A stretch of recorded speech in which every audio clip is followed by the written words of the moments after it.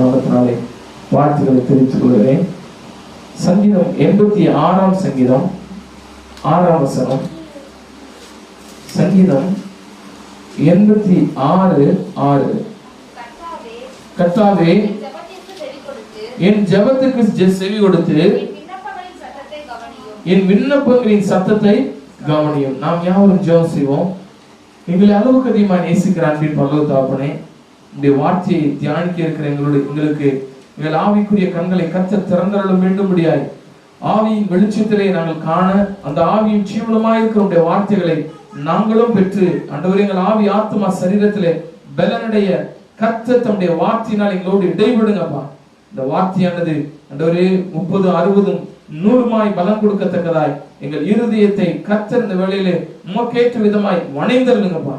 நீர் பேசும், நாங்கள் கேட்டு அதன்படி நடக்க எங்களை அர்ப்பணிக்கிறோம்.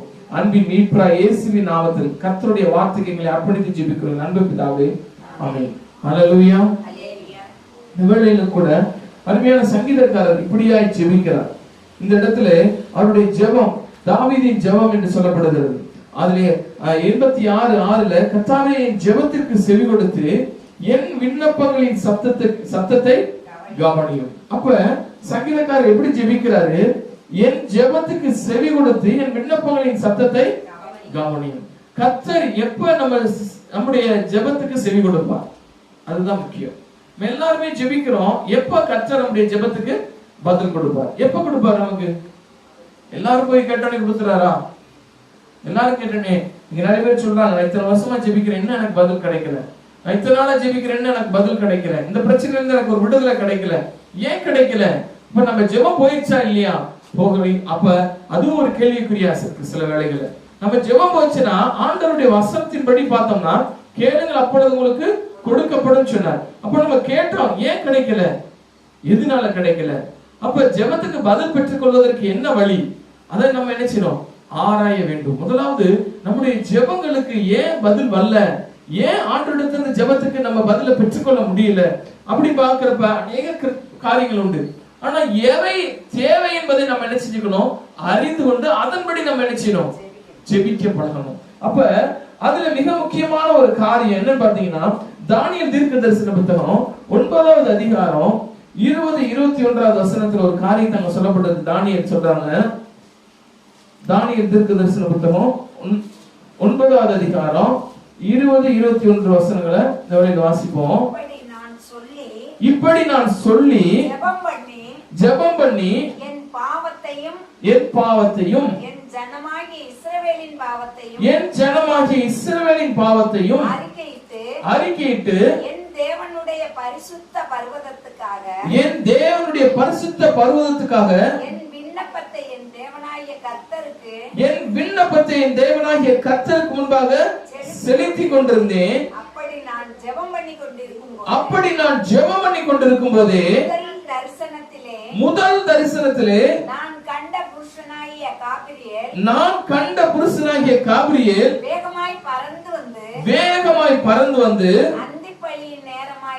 அந்திப்பலியின் நேரமாகிய வேளையிலே என்னை தொட்டான். இங்க அழகா சொல்லப்பட்டிருக்கு.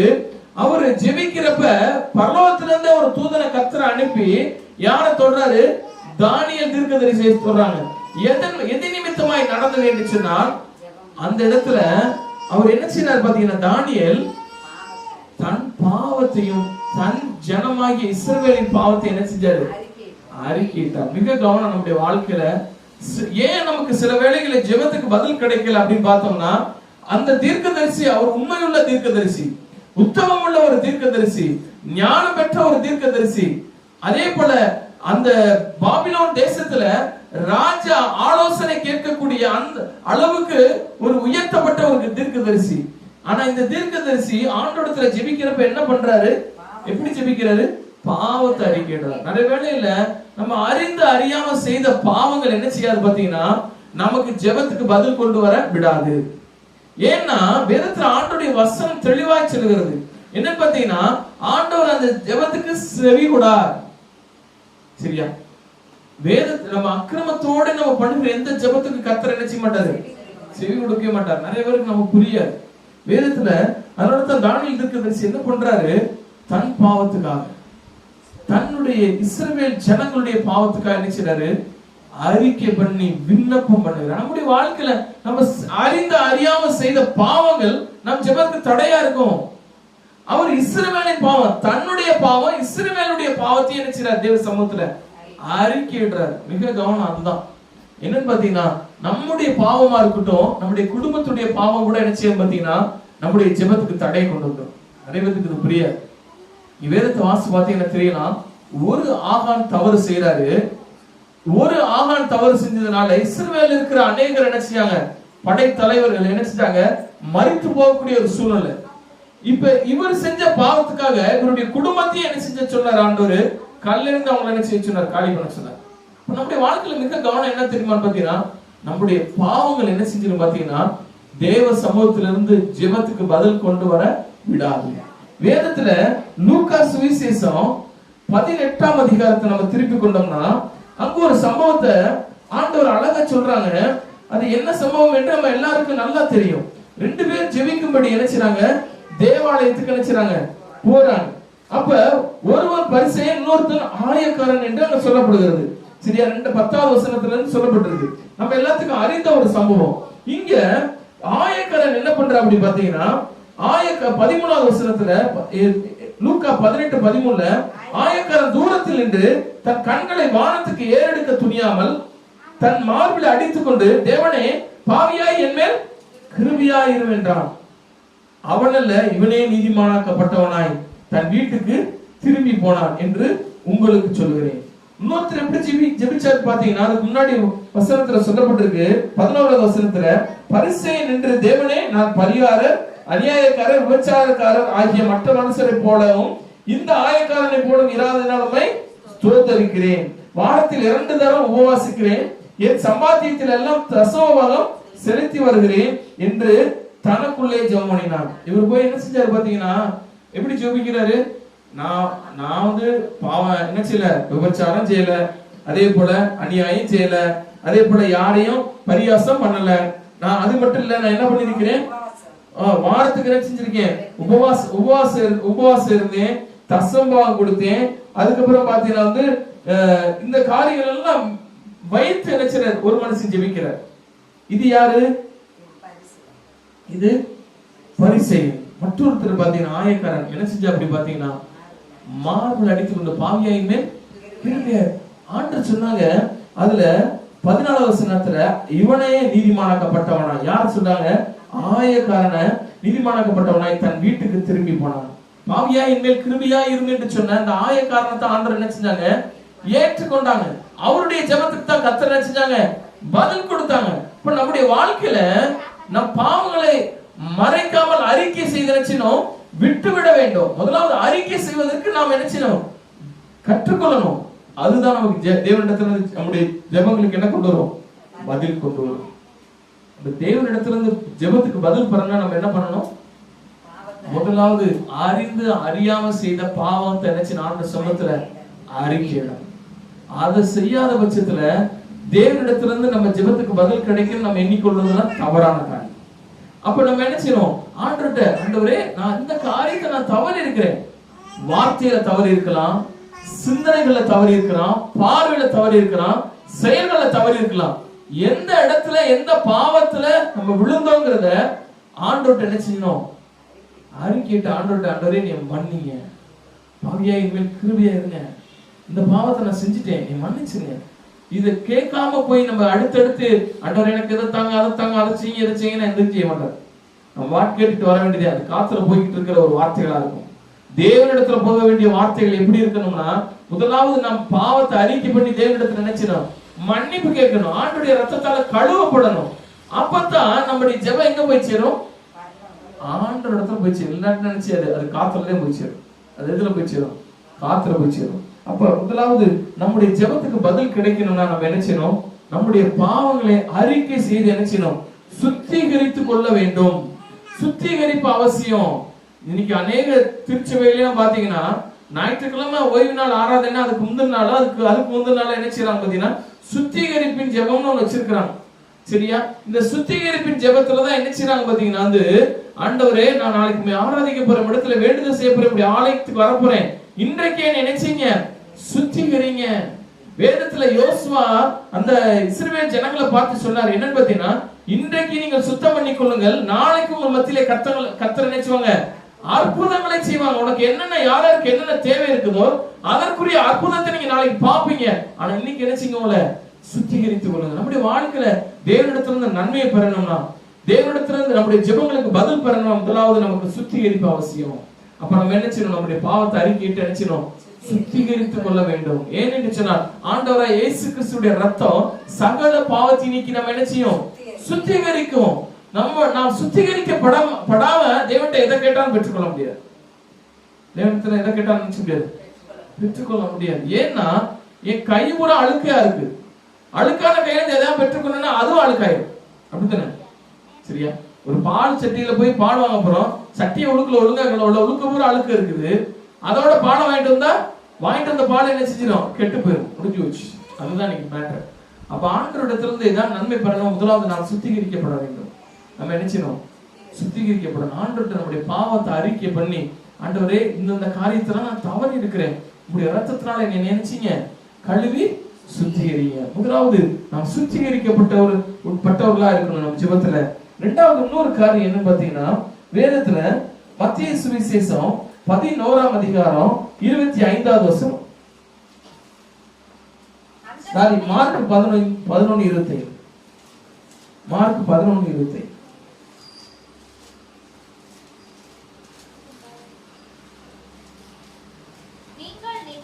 நீங்கள் நின்று ஜெபம் பண்ணும்போது ஒருவர் பேரில் உங்களுக்கு யாதொரு குறை உண்டாயிருக்குமானால் பரலோகத்தில் இருக்கிற உங்கள் பிதா உங்கள் தப்பிதங்களை உங்களுக்கு மன்னிக்கும்படி அந்த குறையை அவனுக்கு மன்னியுங்கள். ஹல்லேலூயா. முதலாவது சொன்னேன், பாவ அறிக்கை பண்ணி நம்ம பாவத்தை அறிக்கையிடன்னு சொன்னேன். இரண்டாவது காரியம் என்ன தெரியுமானா, மற்றவங்களுடைய பாவத்தை நமக்கு விரோதமா யாராவது தவறு செஞ்சிருந்தாலும் அவங்களுடைய குற்றங்களை நம்ம நினைச்சணும் மன்னிக்கணும். நிறைய பேருக்கு தெரியாது. அதை மன்னிக்காம போய் நம்ம போய் தக்கா பக்கான்னு கத்தினாலும் ஆண்டவர் நினைச்ச மாட்டாரு. நீ வாட்டு ஜெபம் பண்ணிட்டு இருப்பாரு, நீ வாட்டுக்கு நல்லா பண்ண அப்படின்றாரு. அது நம்மளை திருப்திப்படுத்தும். மிக கவனம், நமக்கு விரோதமா யார் எந்த ஒரு குறைவான காரியங்களை செஞ்சிருந்தாலும் நம்ம அவங்களுடைய குறைவுகளை நினைச்சணும் மன்னிச்சாதே கர்த்தர் நம்முடைய ஜெபத்துக்கு நினைச்சுவாங்க பதில் கொடுப்பாங்க. சரியா? அப்ப மிக கவனம் என்னன்னு பாத்தீங்கன்னா, அதனாலதான் ஆண்டவர் சொல்றாங்க, ஒரு கணவன் மனைவிக்குள்ள பிரச்சனை வந்தா கூட சூரியன் அஸ்தமிக்கிறதுக்கு முன்னாடி என்ன செஞ்சிடணுமா? உங்க கோபம் என்ன செஞ்சிடணும்? தணிஞ்சு போயிடணும். சூரியன் அஸ்தமிக்கிறதுக்கு முன்னாடி. இன்னைக்கு நிறைய பேர் என்ன தெரியுமா பாத்தீங்கன்னா, ஒவ்வொரு நாளும் கொஞ்சமா சேர்த்து வச்சுட்டு வருவாங்க, மொத்தமா வச்சு விளையாடுவாங்க இன்னைக்காச்சு. சரியா? எப்படி பண்ணனாலும் சரி கர்த்தர் ஜெபத்துக்கு பதில் கொடுக்க மாட்டார். நம்ம மத்தவங்களுடைய குற்றங்களை நினைச்சணும் மன்னிக்கணும். அப்பதான் நம்முடைய ஜெபத்துக்கு என்ன செய்யும்? பதில் கிடைக்கும். மிக கவனம். ஆவிக்குரிய யுத்தங்களில போறோம், நான் ஜெபிக்க போறோம்னா ஆண்டவர் அப்படி அமைதியா இருப்பார். எப்ப நம்ம மத்தவங்களை மன்னிக்காம அவுத்து போய் என்னதான் ஸ்தோத்திரம் சத்தம் போட்டு ஸ்தோத்திரம் போட்டாலும் சரி, எந்த ஸ்தோத்திரத்துக்கும் அவர் பதில் கொடுக்க மாட்டார். நிறைய பேருக்கு இது புரியாது. இந்த வாழ்க்கையில ஆவிக்குரிய யுத்தங்கள்ல சில விதமான சூழ்நிலைகளை ஜெபிக்க போறோம்னா நம்ம யாருடைய குற்றங்களை மன்னிக்காம இருக்கோமோ அவங்க குற்றங்களை எல்லாம் என்ன செஞ்சிடும்? மன்னிச்சிடணும். மனசார மன்னிச்சிடணும். மன்னிக்கணுங்கிறப்பயும் அதோட மறந்துடணுங்கிறதையும் தெரிஞ்சு வச்சுக்கணும். மன்னிக்கிறப்ப என்ன செஞ்சணும்? அதோட மறந்துடணும். இன்னைக்கு அநேக நேரங்கள்ல நம்மளால மன்னிக்க முடியல, அதனால தேவனிடத்துல பதில் பெற்றுக்கொள்ள முடியாது. நம்ம ஆண்டவர் இந்த இடத்துல தெளிவா சொல்றாரு ஒரு காரியத்தை, நீங்கள் நின்று ஜெபம் பண்ணும் போது, நீ ஜெபிக்கிறதுக்காண்டி நீ முழங்கால் படிக்கிட்டீங்கன்னாலும் சரி, நின்னாலும் சரி, ஒருவர் பேர் உங்களுக்கு யாதொரு குறை உண்டா இருக்குமானால் பரலோகத்தில் இருக்கிற உங்கள் பிதா உங்கள் தப்பிதங்களை உங்களுக்கு மன்னிக்கும்படி அந்த குறைவை அவனுக்கு மன்னியுங்கள். சரியா? மன்னிக்கலன்னா ஆண்டவர் நம்ம குற்றவளத்தையும் நினைச்ச மாட்டாரு, மன்னிக்க மாட்டார். அப்படின்னா என்ன அர்த்தம்? பதிலே கொடுக்க மாட்டார். சரியா? அவரு நமக்கு நினைச்ச மாட்டார் பதில் கொடுக்க. சரி, அப்ப ஆண்டவர் நமக்கு பதில் கொடுக்கணும் நினைச்சு மற்ற குற்றங்களை எப்படி மன்னிக்கணும்? மனதார மன்னிக்கணும். மனதார மன்னிக்கணும் என்ன அர்த்தம் தெரியுமான்னு பாத்தீங்கன்னா, மன்னிச்சிட்டீங்கன்னா அதுக்கடுத்து அதை யோசிக்க கூடாது, அதை மறந்துடணும். அதுக்கு பேர் தான் மனசார மன்னிக்கிறது. சரியா? உன்னை நான் மன்னிக்கவே மாட்டேன்னு சொல்லுவாங்க, செத்தான நினைச்சு மாட்டேன், உன் மூஞ்சிலே மிக்க மாட்டேன் அப்படின்னு என்ன அர்த்தம்? அப்படின்னா என்ன அர்த்தம்? மன்னிக்கவே முடியாது. அப்ப நீங்க செத்தாலும் ஜெபத்துல செத்தாலும் ஆண்டவர் பதில் கொடுக்க மாட்டாரு. அப்ப ஆண்டவர்கிட்ட பதில் பெறணும், நம்ம என்ன செய்யணும்? மன்னிக்கணும். சரியா? மன்னிக்க நாம் பழக வேண்டும். ஏனென்று சொன்னால் ஜெபத்திற்கு தடையா, அதாவது நம்முடைய ஜெபத்திற்கு பதில் வருவதற்கு அவைகள் எல்லாம் தடை. மன்னிக்காம இருந்தோம்னா, மன்னிச்சிட்டோம்னா ஆண்டவர் நினைச்சு வர ஜெபத்துக்கு பதில் தருவார். சரியா? சில வேளையில மன்னிச்சிட்டோம்னா நம்ம கேட்ட பொருளை தந்துருவார். மன்னிக்கலன்னா நம்ம கேட்ட பொருளை நினைச்ச மாட்டாரு, தரமாட்டாரு. இது எதுவா இருந்தாலும் நீ தலையில தரமாட்டேன்றாரு, தலையில நினைச்ச மாட்டாரு, தரமாட்டாரு. அப்ப நினைச்சு முதலாவது நாம் மன்னிக்க பழகி கொள்ள வேண்டும். பிறருடைய குற்றத்தை மன்னிப்பது நமக்கு மகிமை என்று வேறு சொல்லுவேன். சரியா? அப்ப மன்னிக்க பழகணும். ஏன்னா முதல் மனுஷன் யார் பார்த்தீங்கன்னா ஆதாம் ஏவாள். அவங்களுக்கு ஒரு 2 பிள்ளைங்க பிறந்தாங்க. ஒண்ணு காயின், இன்னொருத்தர் ஆபேல். காயினுடைய ஜெபத்தை ஆண்டவர் பார்க்கிறாரு, ஆபேலுடைய ஜெபத்தையும் பார்க்கிறாரு. எதன் வழியா? அவங்க கொடுக்கிற காணிக்கையின் வழியா. 2 பேருமே காணிக்கை போய் வைக்கிறாங்க. காயின் என்ன செஞ்சா? அப்படி இருக்கிறதுலே சோடையானது, இருக்கிறதுலே கெட்டு போனது, இருக்கிறதுலே ரொம்ப உதாசனமா எண்ணப்படுகிறத மட்டும் எடுத்துட்டு போய் யார் வைக்கிறாரு. ஆனா இந்த ஆபேல் என்ன பண்றாரு? இருக்கிறதுலே முதன்மையானது, மேன்மையானது, அவைகளை கொண்டு வந்து யார்கிட்ட படைக்கிறார்? ஆண்டருக்கு படைக்கிறார். இப்ப இந்த காயினால ஆபேலுடைய காணிக்கை கர்த்தர் ஏற்றுக்கொண்டாங்க. ஆனா இந்த காயினால என்ன செய்ய முடியல? அதை ஆண்டர் காய்காருக்கு காணிக்கை ஒமிட் பண்ணிட்டாங்க. இந்த காயினால யாரை ஏற்றுக்கொள்ள முடியல? சரியா? நடந்தது என்னது? கொலை பண்ணாரு. இன்னைக்கு வரைக்கும் ஆபேலுடைய ரத்தம் பேசிட்டு. அப்படின்னா என்ன அர்த்தம்? ஆண்டவருடைய வருகை நாள்ல அந்த ரத்தம் காயினுக்கு தீர்ப்பு செய்யும் சொல்லுவாங்க. சரியா? யோசிச்சு பாருங்களேன். அப்ப யோசிச்சு பாருங்களேன், நம்முடைய வாழ்க்கையில நம்ம மன்னிக்கிறேன்னு வச்சுக்கோங்களேன், நமக்கு யாருக்கு விரோதமா செஞ்சோமோ அவங்களுடைய ரத்தம் தேவனிடத்துல பேசும். அவங்க ரத்தம் யார்கிட்ட பேசும்? தேவனிடத்துல பேசும். சரியா? அப்ப இந்த நாள்ல கூட நம்ம மிக கவனமாய் கவனிக்க வேண்டியது, அந்த இடத்துல அந்த ஆபேல் உன்னதமான ஒரு காரியத்தை செஞ்சார். இந்த காயின் இருக்கிற கீழ்த்தரமான ஒரு காரியத்தை செஞ்சார். ஆனா இந்த காயினை காயின் நிமித்தமா ஆபேல் என்ன செஞ்சாரு? கொலை செய்யப்பட்டார். நீங்க நிறைய பேர் நம்ம மன்னிக்க முடியல, அப்பனா நம்ம அவங்களை என்ன செஞ்சிட்டு இருக்கோம்? கொலை செஞ்சிட்டு இருக்கோம். என்ன செஞ்சிட்டு இருக்கோம்? கொலை செஞ்சிட்டு. வேதம் அப்படிதான் சொல்லுது. என்னன்னு பாத்தீங்கன்னா அப்படி கொலை செய்யறதுக்கு பாத்திரவங்களா இருந்தோம்னா நம்ம நரகத்துக்கு தான் பாத்திரம். கொலை செய்யாது இருப்பாய் அப்படிதான் சொல்லியிருக்காரு. அப்ப நம்ம என்ன பண்ணணும்? மன்னிக்கணும். பிறருடைய குற்றத்தை என்ன செய்யணும்? மன்னிக்க என்ன செய்யணும்? பழகணும். அடுத்த ஒரு காரியம் என்னன்னு பாத்தீங்கன்னா, வேதத்தில் எடுப்போம். மத்தேயு சுவிசேஷம் 21ஆம் அதிகாரம் 22ஆம் வசனம்.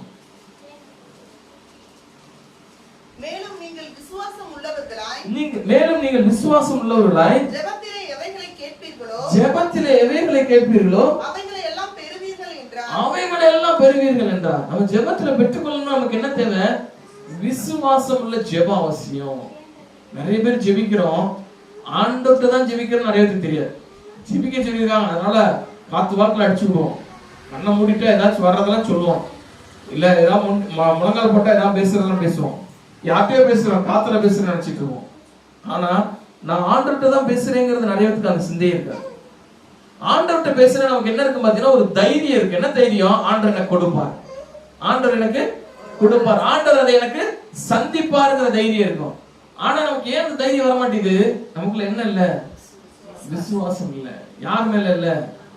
ஆண்டவர் மேல. ஆண்டவர் மேல விசுவாசம் இருந்துச்சுன்னா நம்ம பண்ற எல்லா ஜெபத்துக்கும் பதில இமிடியேட்டா பெற்றுக்கொள்வோம். எப்படி பெற்றுக்கொள்வோம்? இமிடியேட்டா ஆண்டவர் கொடுப்பாங்க, உடனே கொடுப்பாங்க. சரியா? ஒரு சகோதரன் சொன்னார், ஒரு தகப்பனார் ரொம்ப வயோதிப நிலைமைக்கு ஆகி ரொம்ப மரண படுக்கையில கடைசியில லாஸ்ட் பிரீத் எடுத்துக்கிட்டு இருந்தார். மேல்மூச்சு கீழ்மூச்சு. அப்போ அவங்க குடும்பம் எல்லாம் கூப்பிட்டு ஒரு ஜெபிக்கிறது கூப்பிட்டாங்க. ஒரு போனார், எதுக்கு ஜெபிக்கணும் அப்படின்னோடனே, எங்க இந்த ரொம்ப இதா இருக்காரு, இவர் இன்னைக்குள்ள போய் சேரட்டும்னு ஜெபம் பண்ணார். அவர் சொன்னாரா, ஏன் இப்படி ஜெபம் பண்றேன்? அவர் வழி தாங்க முடியல அவருக்கே, அதை பார்த்து எங்களுக்கே மனசு தாங்கல அப்படின்னாரு. அப்ப அவருக்கு சகோதரர் சொன்னாரா, இதுக்கு ஜெபம் அவசியம் இல்லை, நீங்க ஜெபிக்காம இருந்தீங்கன்னா கொஞ்ச நேரத்துல அவரா போயிருவாரு. ஆனா நான் நான் எதுக்கு வந்திருக்கேன்? ஜெபிச்சு அவருக்கு என்ன செய்யணும்? விடுதலையை கொண்டு வரணும். அதுக்கு நான் என்னை கூப்பிடுங்க, இதுக்குள்ள என்னை கூப்பிடணும் அவசியம் இல்லை. நீங்களாவே கொஞ்ச நேரம் அமைதியா பொறுமையா இருந்தீங்கன்னா நடந்த அந்த காரியத்தை சரின்னு சொல்லிட்டு சரி நீங்க என்ன நினைக்கிறீங்க அதை பண்ணுங்க அப்படின்னு. அவர் சொன்னாரா, நீங்க உங்க மனசுல இருக்கிற எண்ணங்களை எல்லாம் மாத்திட்டு இப்படியா மாத்துங்க. எப்படி இவரையும் ஆண்டவரால சுகமாக்க முடியும், இந்த சூழ்நிலையில இவருக்கு ஆண்டவர் விடுதலை கொடுக்க முடியும்னு நீங்க நம்புறீங்களான்னு கேட்டாரா. ஆண்டவர் கொடுக்க முடியுமா? எல்லாம் அமைதியா இருந்தாலும் மறுபடியும் ஆண்டருடைய வேதத்துல இருக்கிற காரியங்களை சொல்லி அவர் புரிய வச்ச பிறகு அப்புறம் லேசா சரி நீங்க பண்றத பண்ணு, நீங்க விசுவாசிக்கிறீங்களா? நான் ஜெபம் பண்ணுவேன், நீ விசுவாசிக்கிறீங்களா? அப்ப அவங்க சொன்னாங்களா, இப்ப நாங்களும் விசுவாசிக்கிறேன், நீங்க ஜெபம் பண்ணுங்க. ஜெபம் பண்ண என்ன ஆயிடுச்சு பாத்தீங்கன்னா வந்து அடுத்த நாள் அவர் ஜெபம் பண்ணிட்டு போனாரா, நான் ராத்திரி எந்திரிச்சு உட்காந்துட்டாராம். அடுத்த நாள் நல்லா நடமாட ஆரம்பிச்சிட்டாரு. பாருங்க, நம்ம விசுவாசத்தோட கேட்டா கர்த்தர் செய்வாரு. நம்ம விசுவாசம் எப்படி இருக்கு தெரியுமானா, நம்மளால முடியாதுன்னா ஆண்டவரால முடியாதுன்னு நினைச்சுப்போம். அதுக்கு பேர் விசுவாசம். நம்ம வேற சொல்லிக்குவோம் பெருமையா, அது ஆண்டோடைய சித்தம் வேற அடிச்சு விட்டுருவாங்க. சிலர் பார்த்து என்னது, இது கர்த்தருடைய சித்தம். சரியா, நீங்கள் நானும் சாகிறது கர்த்தருடைய சித்தமா? நீங்கெல்லாம் தரித்திரம் அடைகிறது கர்த்தருடைய சித்தமா? இல்ல. ஆனா நம்ம சொல்லிக் கொள்ளுகிறோம். ஏன் தெரியுமானா, என்னால விசுவாசம் நிக்க முடியல, உலக நம்பிக்கையில நின்னுக்கிறேன்பா அப்படின்னு நிக்கிறோம். இல்ல அதுவும் இல்ல. கிறிஸ்துவின் இடத்துல வந்தா என்ன செய்யணும், அவரிடத்துல எதை கேட்டோமோ அதை பெற்றுக் கொள்வோம் என்கிற நம்பிக்கை, அதுக்கு பேர் தான் விசுவாசம். எதை கேட்கணும், நன்மையானதை அவர் தருவார், தீமையானதை அவர்கிட்ட கேட்கணும் அவசியமே இல்லை. சரி, அப்ப அவர்கிட்ட போனா நம்ம என்ன விசுவாச அடிப்படையில கேட்டோமோ அதை நினைச்சுவோம், பெற்றுக்கொள்வோம். அதை குறித்து இன்னும் வேதத்துல யூதா 1 ஒரே ஒரு அதிகாரம் வெளிப்படுத்தின விஷயத்துக்கு முன்னாடி, சரியா, அதுல 20வது வசனத்தை வாசிப்போம்.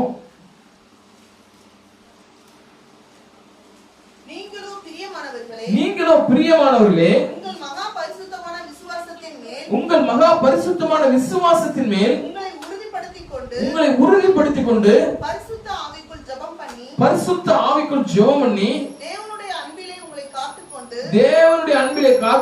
காத்துக்கொண்டு நித்திய ஜீவனுக்கு ஏதுவாக நம்முடைய கர்த்தராகிய இயேசு கிறிஸ்துவினுடைய இரக்கத்தை பெற காத்திருங்கள். அப்ப என்ன பாத்தீங்கன்னா, நீங்க எப்படி ஜெபிக்கணும் கருத்துல சொல்லப்பட்டிருக்கு. விசுவாசம் மிக மிக அவசியம் நம்முடைய வாழ்க்கையில. விசுவாசம் இல்லாம இன்னைக்கு நிறைய பேர் என்ன பாத்தீங்கன்னா வந்து, உங்கள் மகா பரிசுத்தமான விசுவாசத்தின் மேல் உங்களை உறுதிப்படுத்திக் கொண்டு ஜெபிங்க. ஜெபிக்க போறோமா, விசுவாசம் என்ன செஞ்சுக்கணும், ஒரு விஷயம் என்ன செஞ்சுக்கணும், தூசி தட்டி அதை நினைச்சணும் சரிப்படுத்தணும். விசுவாசம் எப்படி இருக்கணும், ஆண்டவர்கிட்ட எதை கேட்டாலும் செய்வார்.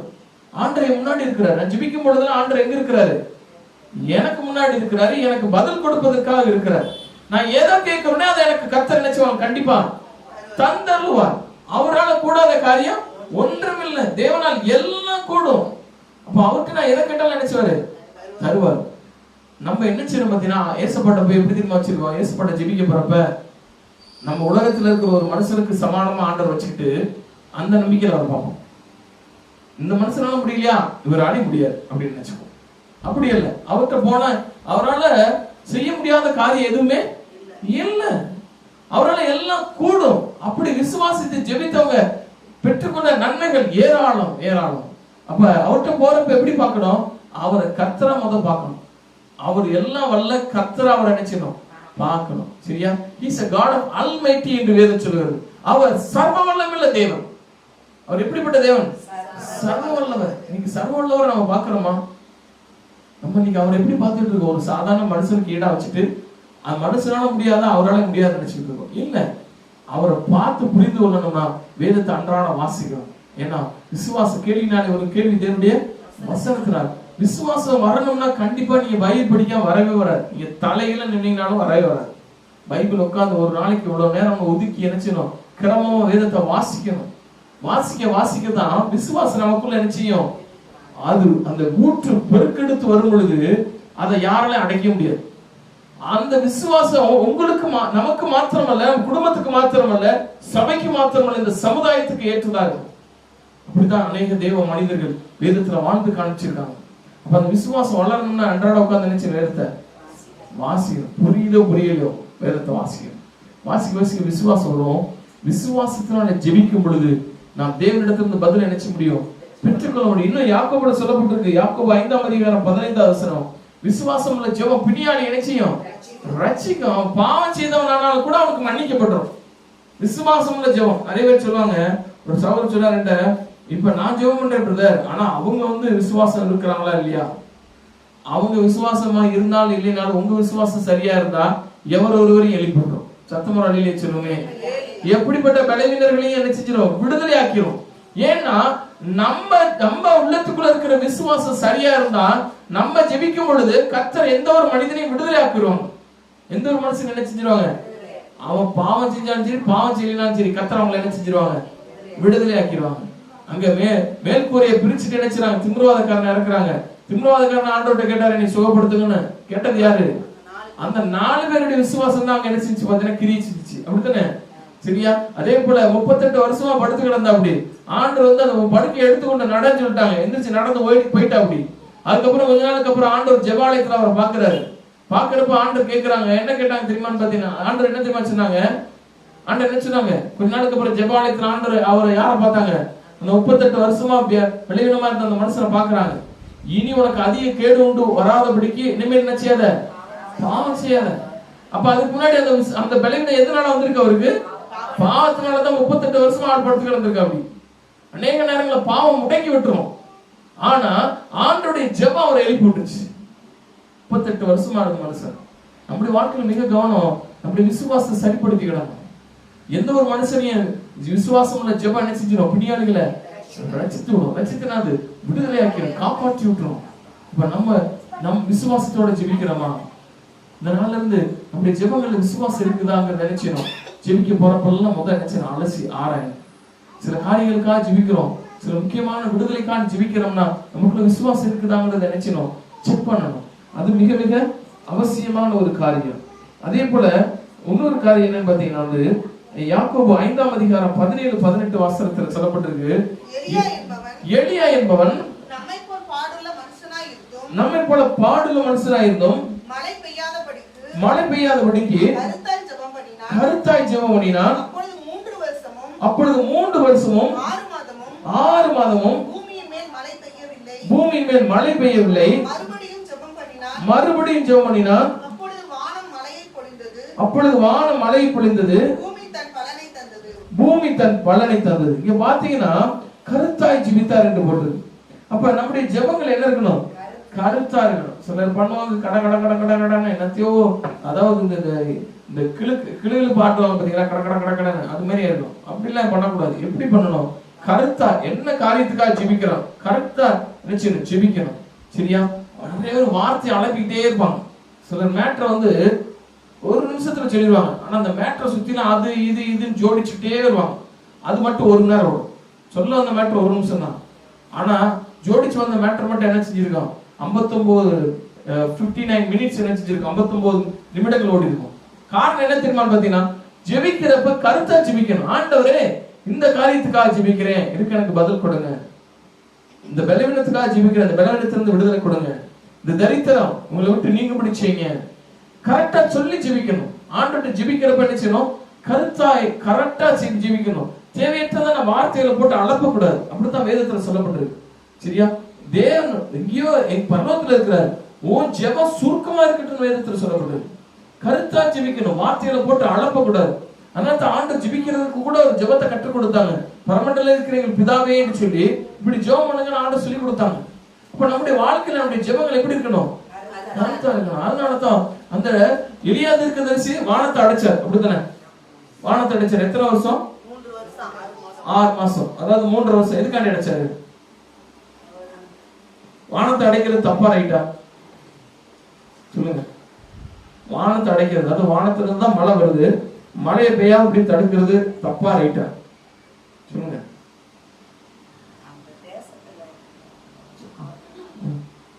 வானத்தை அடைக்கிறது தப்பு முதல். சரியா? வானத்திலிருந்து அந்த இது கிடைக்கலன்னா பூமியில இருக்கிற பறவைகள், ஊரும் பிராணிகள், அதுக்கப்புறம் மிருகங்கள், அதுக்கப்புறம் விருட்சங்கள், தாவரங்கள், கொடிகள், செடிகள், மனிதர்கள் எல்லாத்துக்குமே என்ன தீங்கு ஏற்படும். இவர் அடைச்சது தப்புதான். சரியா? ஆனா எதுக்காண்டி அடைச்சார் அவரு? அந்த தேசத்தில் இருக்கிற இஸ்ரவேல் ஜனங்கள் தேவனுடைய வழியை விட்டு பாகால்களை பற்றி பாகால்களுக்கு பலிபீடங்கள் கட்டி அவைகள் பலி செலுத்துவதும் தேவனை விட்டு தூரம் போவதுமாய் இருந்தபடியினால அவர் அது நிமித்தமாய் இந்த ஜனங்கள் யாருனால நடத்தப்பட்டு வந்தவங்க? இஸ்ரவேலின் தேவனாகிய கர்த்தருடைய நாமத்தினால எகிப்திலிருந்து அழைத்து வரப்பட்ட ஜனங்கள். பாதுகாக்கப்பட்ட ஜனங்கள், அவர்களுக்கு விருப்பப்பட்ட ராஜாக்களை தேவன் ஏற்படுத்தி கொடுத்தார். அத்தனை நன்மைகளை அவர்களுக்கு செய்த பிற்பாடு கூட அந்த ஜனங்க நினைச்சிட்டாங்க, வழி போயிட்டாங்க. அந்த சூழ்நிலை தான் என்ன செஞ்சாரு, ஆதாரமாகிய வானத்தினுடைய அந்த மதங்க அடைச்சு விட்டாங்க. இது கருத்தா செஞ்சார், அப்படிதானே?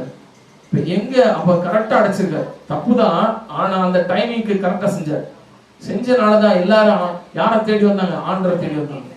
ஆகாப் ராஜாவே எலியா தேடி வந்தார்.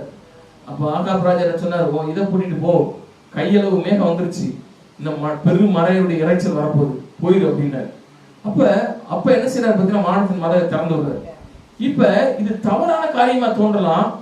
எந்த நேரத்துல எதை செய்யணும்னு கரெக்டா சொல்லி ஜெபம் பண்ணி அதை செஞ்சார், கருத்தா செஞ்சார். சிலர் எப்படி தெரியுமா ஜெபம் பண்ணாங்க, ஆண்டவரே எனக்கு ரொம்ப துரோகம் பண்றாங்க, இவங்களை அடிச்சு கொண்டு போட்டு வந்துடுவாங்க.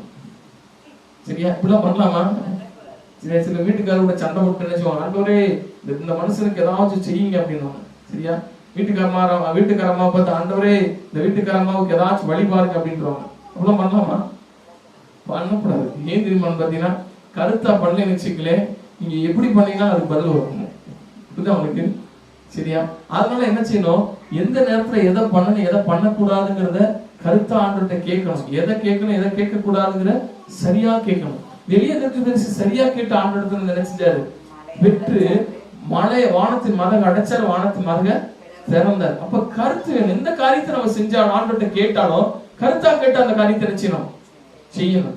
சரியா? கருத்து இல்லாம எந்த ஒரு காரியத்தை நினைச்ச கூடாது, ஆண்டவர்கிட்ட கேட்கவே கூடாது. சிலர் என்னன்னு பாத்தீங்கன்னா, ஆண்டவரே நீ ஆசீர்வதிங்க, என்னைய பெரிய கோடீஸ்வரர் ஆக்குங்க, கோடீஸ்வராய் நீ என்ன செய்ய போற, கோடீஸ்வராய் நீ என்ன செய்ய போற. சரியா? அப்ப நிறைய பேருக்கு இது புரியாது, ஏன் கேட்கறது தெரியாது. ஆண்டவரே எனக்கு நீ பணம் கொடுத்தேன்னா அதை நம்ம கொடுப்பேன். அருமையான அண்ணா அம்மா செஞ்ச ஜெபம் தான். ஆண்டவரே எனக்கு ஒரு குழந்தை இல்லை, எனக்கு ஒரு குழந்தைய கொடுத்தீங்கன்னா அதை நான் நினைச்சிருக்க யார்கிட்ட கொடுப்பேன், உமக்கு கொடுப்பேன். நீங்க எதை செய்தாலும் கர்த்தருடைய நாம மகிமைக்கு செய்யுங்கன்னு சொல்லி கொடுத்திருக்கிறார் ஆண்டவர். செய்யறோமா? நம்ம அநேக நேரங்கள் நமக்கு இல்ல. கருத்தா எளியதற்கு செய்த காரியத்துல என்ன இருந்துச்சு, கருத்து இருந்துச்சு. அது நிமித்தமா என்ன நடந்துச்சு பாத்தீங்கன்னா, வேதத்தை வாசித்து பாருங்க. கர்த்தரை தெய்வம் என்று அந்த ஜனங்கள் ஆர்ப்பரித்தாங்க. அந்த கர்மேல் பர்வதத்துல பாருங்க, அங்கேயும் ஒரு ஜெபம் பண்றாரு. அந்த ஜெபத்துக்கு வானத்துல இருந்து அக்கினி இறங்குது. அதை கண்டோடனே அங்க இருக்கிற ஜனங்கள் எல்லாரும் நினைச்சாங்க கர்த்தரே தெய்வம் சொன்னாங்க. அது வரைக்கும் வேற பலிபீடத்தை தூக்கிட்டு ஆடிட்டு இருந்தவங்க, இப்ப தேவனுடைய பலிபீடத்துல தேவனுடைய அக்கினி எலியாதற்கு இறக்கின உடனே அங்க இஸ்ரவேல் ஜனங்கள் சொன்னாங்க கர்த்தரே தெய்வம். இப்ப நம்ம செய்யற காரியத்துல தேவனுடைய நாம மகிமைப்படுதா, நம்முடைய ஜெபத்துல மகிமைப்படுதா, அதுதான் கருத்தான ஜெபம். இல்ல நம்ம மகிமைப்படும்படி ஏதாவது செஞ்சோம்னா அது கருத்துல ஜெபம். நம்மளும் மாம்சத்தை மகிமைப்படுத்துற காரியம் எதுவுமே கருத்தற்ற ஜெபங்கள். தேவனை மகிமைப்படுத்துற அனைத்துமே என்ன செய்யுது, கருத்தான ஜெபங்கள். அந்த ஜெபங்கள் நம்ம என்ன செய்யணும், ஏறெடுக்கணும். அப்படி ஜெபிக்கும் பொழுது கர்த்தர் நம்ம ஜெபத்துக்கு நினைச்சுவாங்க பதில் கொடுக்கிற தேவனாய் இருக்கிறாங்க. அப்ப 1 பேதுரு 4ஆம் அதிகாரம் 7ஆவது வசனம் வாசிப்போம். எல்லாவற்றிற்கும் முடிவு சமீபமாயிற்று, ஆகையால் தெளிந்த புத்தி உள்ளவர்களாய் இருந்து ஜெபம் பண்ணுவதற்கு நினைச்சீங்க ஜாக்கிரதை உள்ளவர்களாய் இருங்க. இந்த வேளையில் ஆண்டவர் நமக்கு ஞாபகப்படுத்துகிறது அதுதான். ஜெபம் பண்றதுக்கு நினைச்சீங்க ஜாக்கிரதை. இந்த வேளை எல்லாத்துக்கும் முடிவு வரப்போகுது. பூமியில இருக்க எல்லாருமே அசைக்கப்பட ஆரம்பிச்சிருச்சு. பூமியில இருக்கிற எல்லா அஸ்திபாரங்களும் குலுக்கப்பட ஆரம்பிச்சிருச்சு. இன்னும் ஆண்டவருடைய வருகை மிக சமீபமாயிருச்சு. இந்த வேளையில நம்ம என்ன செய்யணும், ஜெபம் பண்றதுக்கு நினைச்சணும் ஜாக்கிரதையா இருக்கணும். டெய்லி சாப்பிடுறதுக்கு எப்படி மறக்கிறது இல்லையோ, அதே போல நினைச்சணும் ஜெபிக்கிறதுக்கு நினைச்ச கூடாது, மறக்கவே கூடாது. சுவாசிக்கிறதுக்கு மறந்துருக்குமா என்னைக்காச்சும்? கொஞ்ச நேரம் பிடிச்சி நம்ம மூக்கு பிடிச்சிட்டு உட்காந்து வச்சுக்கலாம், கொஞ்ச நேரம் உயிர் போய் சேர்ந்தோம், அப்படித்தானே? அதெல்லாம் கரெக்டா செய்யறோம். ஆனா ஆண்டோட சமூகத்துல ஒரு நாளைக்கு எத்தனை நேரம் ஜெபிக்கிறோம், எவ்வளவு நேரம் ஜெபிக்கிறோம்? வேதத்துல பாத்தீங்கன்னா அநேக தேவ மனிதர்கள் ஜெபிச்சு தேவனுடைய நன்மை பெற்றுக் கொண்டாங்க. அப்போஸ்தலர் நடபடிகள் 16ஆம் அதிகாரம் 25வது வசனம் வாசிப்போம் அப்படின்னா, அப்போஸ்தலர் நடபடிகள் 16:25.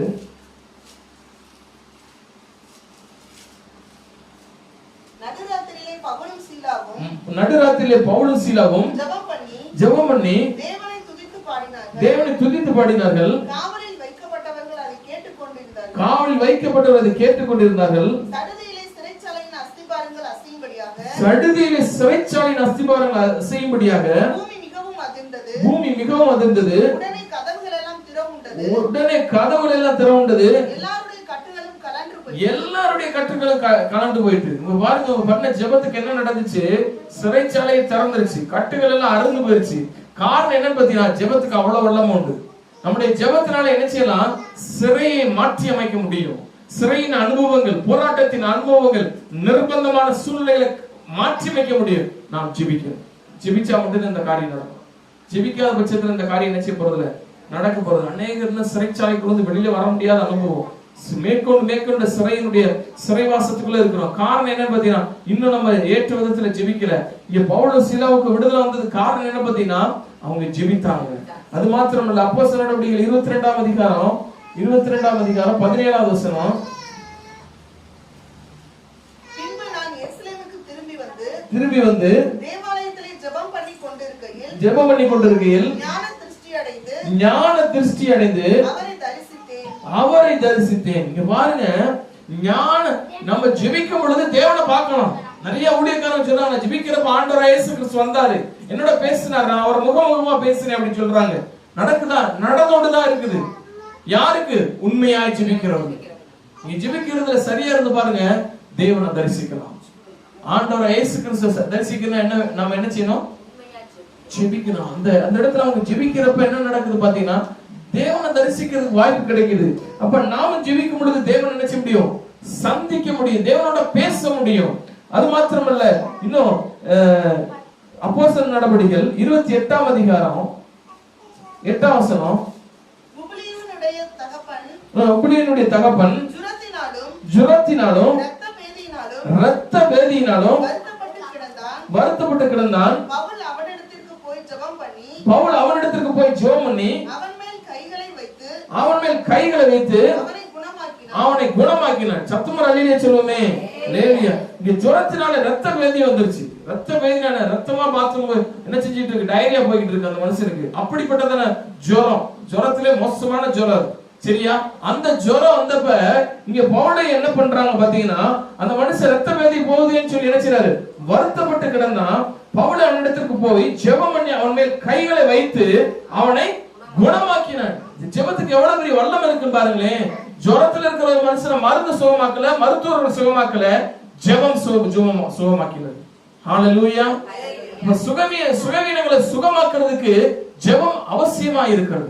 ஜெபத்தினாலே மாத்திரமே சுகவீனங்களை நாம் மேற்கொள்ள முடியும். எப்படிப்பட்ட வியாதியா இருந்தாலும் விடுதலையாக்க முடியும். ஜனங்களை நாம் ஜெபிக்கிறோமா? ஒரு நாளைக்கு எவ்வளவு நேரம் ஜெபிக்கிறோம்? நம்ம ஜெபிக்கிறதுக்கெல்லாம் டைம் பார்ப்போம், ஜெபத்துக்கு போறோம்னா டைம் பார்ப்போம். ஏன் தெரியுமான்னு பாத்தீங்கன்னா, நம்முடைய வாழ்க்கையில என்னன்னு பாத்தீங்கன்னா, ஆண்டவர்னா வந்து என்ன அளந்து போறதுக்கு முயற்சி பண்ணுவோம். உலகம்னா எவ்வளவு வேணாலும் அளந்து போடுவோம் நம்ம நேரத்தை. ஆனா தேவனுக்கு எந்த ஒரு மனிதன் ஜெபத்திலே அளவற்ற நேரங்களை செலவழிக்கிறானோ அவனை கொண்டு கர்த்தர் பெரிய காரியங்களை செய்கிறார் பூமியில. இந்த இடத்துல பாத்தீங்கன்னா, இந்த மனிதன் விடுதலையானது காரணம் என்ன பாத்தீங்கன்னா, ஜெபம். இந்த ஜுரமும் அந்த இரத்த பேதி அந்த மனுஷனை விட்டு போனது காரணம் என்னது? ஜெபம். அது மாத்திரமல்ல, இன்னும் வேதத்துல அப்போஸ்தலர் நடவடிக்கைகள் 9வது அதிகாரம் 40வது வசனம் வாசிப்போம்.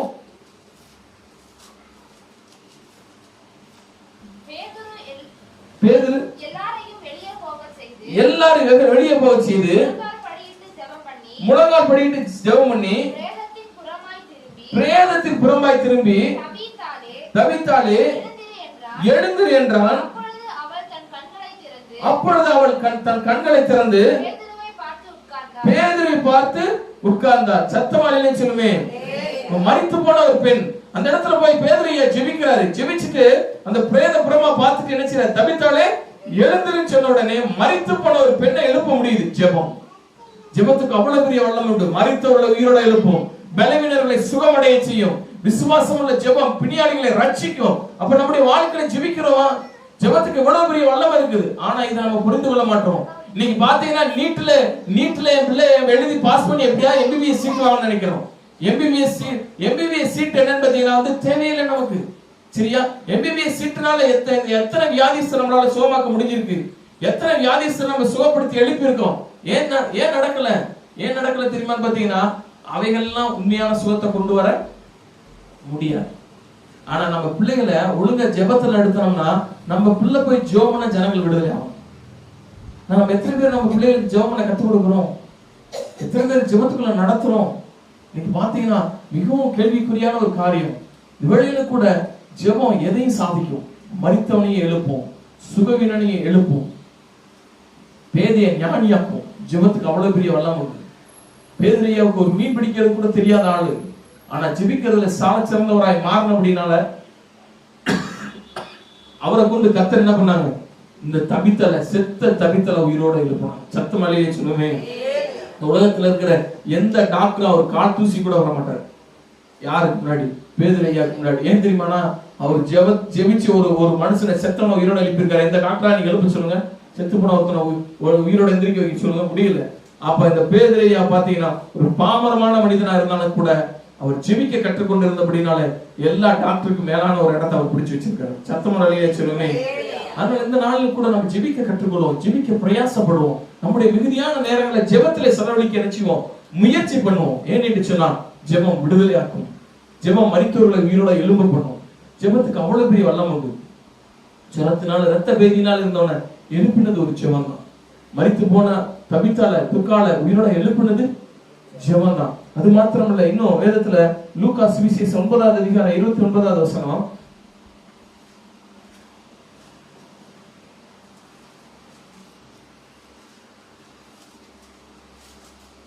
லூக்கா 9:29, அவர் ஜெபம் பண்ணுகையில் அவர் முகரூபம் மாறிற்று, அவருடைய வஸ்திரம் வெண்மையாக பிரகாசித்தது. அதாவது பாத்தீங்கன்னா ஒரு டிரான்ஸ்ஃபர்மேஷன். நம்முடைய வாழ்க்கையில ஜெபிக்கும் பொழுதுதான் நம்முடைய முக ரூபமே மாறும். இன்னைக்கு நிறைய பேர் மூஞ்ச பார்த்தீங்கன்னா தூக்கி வச்சுட்டே தெரிவாங்க. சில முகத்துல பார்க்கறதுக்கு சகிக்காது. ஏன் தெரியுமான்னு பாத்தீங்கன்னா, முகத்துல என்னன்னு பாத்தீங்கன்னா மாம்ச கலை தான் ஆடிட்டு இருக்கு. தேவ கலை ஆடுகிற தேவ லட்சணம்ல இருக்கிற ஒரு மனிதரை கொண்டுதான் கர்த்தர் பெரிய காரியங்களை செய்ய முடியும். அப்ப நாம் மிகுந்த கனிகளை கொடுக்க வேண்டும். கனிகளை கொடுக்கற ஒரு கனி என்னன்னு பாத்தீங்கன்னா சந்தோஷம். எனக்கு ஏன் நம்ம முகத்துல இல்ல, காரணம் ஜெபிக்கல. நம்ம ஒழுங்கு என்ன செய்யல, ஜெபிக்கல.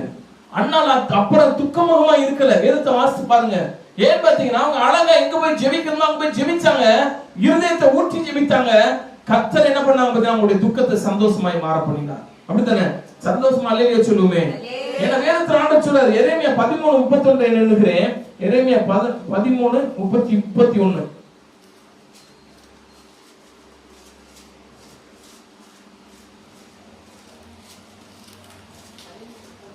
இல்ல 31:13.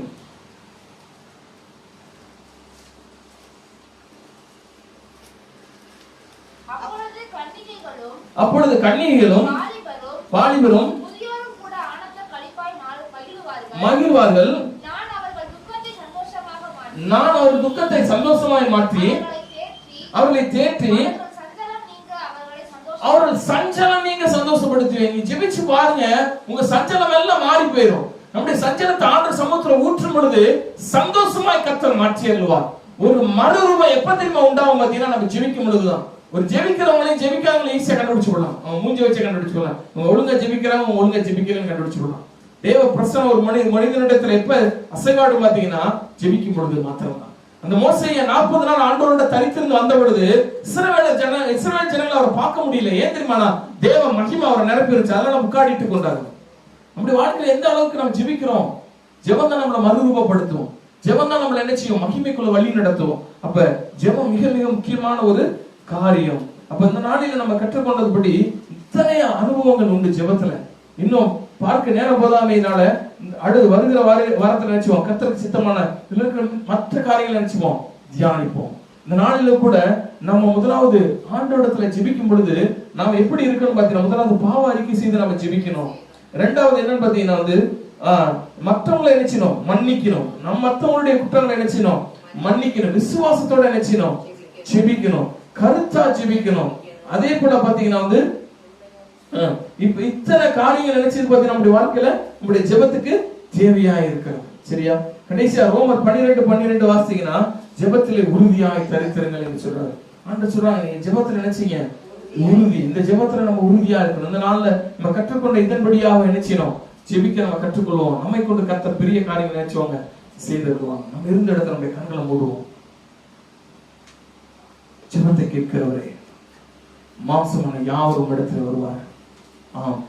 ஜெபத்தை கேட்கிறவர்கள் இங்கெல்லாம் எந்த ஒரு மனிதன் ஜெபிக்கும் பொழுதெல்லாம் கர்த்தருடைய கண்கள் அவர்கள் மேல் நோக்கமாய் இருக்கும். இந்த வேளையில கூட நம் ஜெபம் இந்த நாளில நாம் கற்றுக்கொண்டபடி நம்முடைய குறைகளை அறிக்கை பண்ணி ஜெபிச்சிருக்கோமா? மற்றவர்களை குறைகளை மன்னிச்சு ஜெபிச்சிருக்கோமா? விசுவாசத்தோட ஜெபிச்சிருக்கோமா? கருத்தாய் ஜெபித்திருக்கோமா? இந்த வேளையிலும் கூட நம்மை நாமே நிதானித்தறிவோம். நம்மை நாமே நிதானித்தறிந்தால் நியாயத்திற்கப்படும். நம்முடைய ஜெபம் உறுதியாய் மாறட்டும். பரிசுத்த ஆவியானவருக்கு நாம் ஜெபிக்கிறோமா? நம்முடைய ஜெபம் பரிசுத்த ஆவியானவருக்கு விசுவாசத்தோட ஜெபிக்கிறோமா? இந்த நாள்ல கூட ஒரு விச ஆண்டவரே ஜெபிக்க எனக்கு கற்றுத்தாங்கப்பா, ஜெபிக்க எனக்கு கற்றுத்தாங்கப்பா, ஜெபிக்க முடிய விண்ணப்பத்தின் ஆவி எனக்கு தாங்க ஆண்டவரேன்னு சொல்லி எல்லாம் வாய் திறந்து கேட்போம்.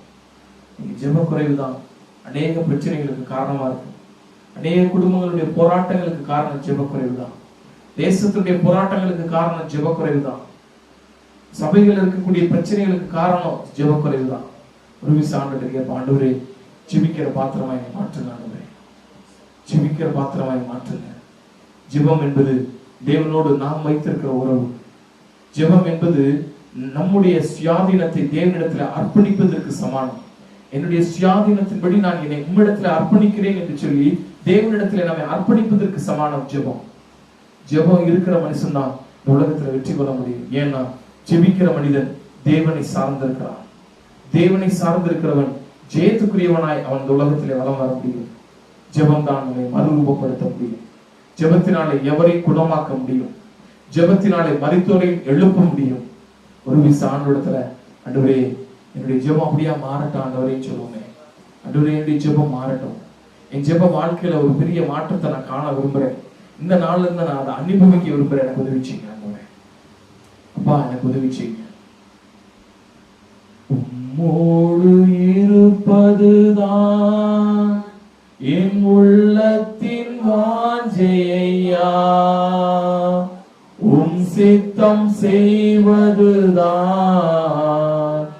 என் இதயத்தின் ஏக்கமையா. உம்மோடு இருப்பதுதான் என் உள்ளத்தின் வாஞ்சையா, உம் சித்தம் செய்வதுதான் என் இதயத்தின் ஏக்கமையா. ஏசையா உம்மைத்தானே என் முன்னே நிறுத்தியுள்ளே. ஏசையா உம்மைத்தானே என் முன்னே நிறுத்தியுள்ளே. எனக்காக யாவையும் செய்பவரே, செய்து முடிப்பவரே. எனக்காக யாவையும் செய்பவரே, செய்து முடிப்பவரே.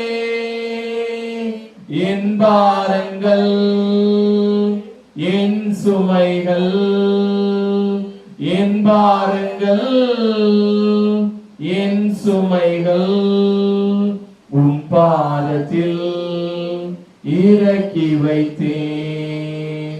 உம் பாதத்தில் இறக்கி வைத்தேன். ஏசையா உம்மைத்தானே என் முன்னே நிறுத்தியுள்ளேன். ஏசையா உம்மைத்தானே என் முன்னே நிறுத்தியுள்ளேன். ஸ்தோத்திரிக்கிறோம் ஆண்டவரே. தகப்பனே, இந்த நாளில் கூட என் ஜெபத்தை கேளும் என்று நாங்கள் இடத்துல வேண்டுகோள் செய்யும் பொழுது நாங்களும் கூட ஆண்டவரே எங்களுடைய குறைகளை இடத்திலே நாங்கள் அறிக்கை பண்ணி அதை ஆண்டவரே இடத்திலே மன்னிப்பு பெற்று அதை விட்டு விட்டவர்களாயும் மாத்திரமல்ல, பிறருடைய குறைகளை மன்னிக்கிறவர்களாயும் ஆண்டவரே விசுவாசத்தோடு ஜெபிக்கிறவர்களாயும் ஆண்டவரே நாங்கள் எப்பொழுது கருத்தாய் ஜெபிக்கிறவர்களாய் இருப்பதற்கு கர்த்தர் ஒவ்வொருவருக்கும் அனுக்கிரகம் செய்யுங்கப்பா. ஒவ்வொருவரையும் இப்படியா ஜெபத்துல நாள்தோறும் வளர பண்ணுங்க.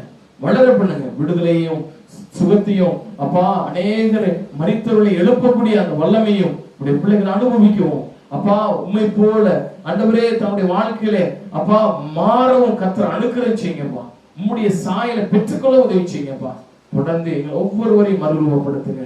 உம்முடைய சாயலுக்கு ஒப்பாய் தொடர்ந்து உடைய கல்வாரின் அன்பு எங்களுடைய இருதயங்களில் பெருகட்டும். இந்த நாளிலே இந்த செய்தியை கேட்டிருக்கிற பார்க்கிற உங்களுடைய பிள்ளைகளுடைய வாழ்க்கையில ஒரு பெரிய மாற்றம் உண்டாகட்டும்.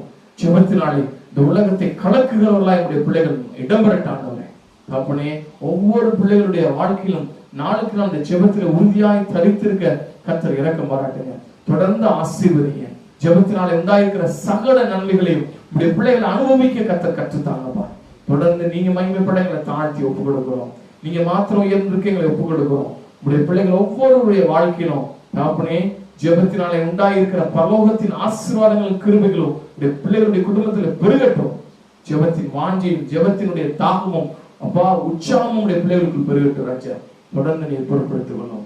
உங்களுடைய பிள்ளைகளுடைய வாழ்க்கையில் இருக்க எல்லா குறைவுகள், கஷ்டங்கள், போராட்டங்கள், பிரச்சனைகள், பலவீனங்கள் நசரேனா இயேசுவின் நாமத்தினாலே விலகட்டும். தேவ பரிசுத்தமும் தெய்வீக சுகம், தெய்வீக ஆரோக்கியம், தெய்வீக நன்மையும் இயேசுவின் நாமத்தில் உடைய பிள்ளைகளுக்கு உண்டாயிருக்கட்டும். தொடர்ந்து உயர்த்துகிறோம், எங்களை தாழ்த்துகிறோம். சர்வ வல்லவரும் மீட்பருமாகிய கர்த்தராகிய இயேசு கிறிஸ்து நாமத்தில் எங்களை அர்ப்பணித்து ஜெபிக்கிறோம் அன்பு பிதாவே, ஆமென். என் ஆத்மாவே கர்த்தரை ஸ்தோத்திரி, என் முழு உள்ளமே அவருடைய பரிசுத்த நாமத்தை ஸ்தோத்திரி. என் ஆத்மாவே கர்த்தரை ஸ்தோத்திரி, கர்த்தர் செய்த சகல உபகாரங்களையும் மறவாதே. ஆமென். நம்முடைய கர்த்தராகிய இருக்கிற இயேசு கிறிஸ்துவின் கிருபையும் பிதாவாகிய தேவனுடைய அன்பும் பரிசுத்த ஆவியானவருடைய அந்நியம் ஐக்கியம் சமாதானம் வழி நடத்துதல் நம் ஒவ்வொருவரோடும் குடும்பத்தோடும் தேவ பரிசுத்தவான்களோடும் சதாகாலம் இருப்பதாக. ஆமென். ஹல்லேலூயா.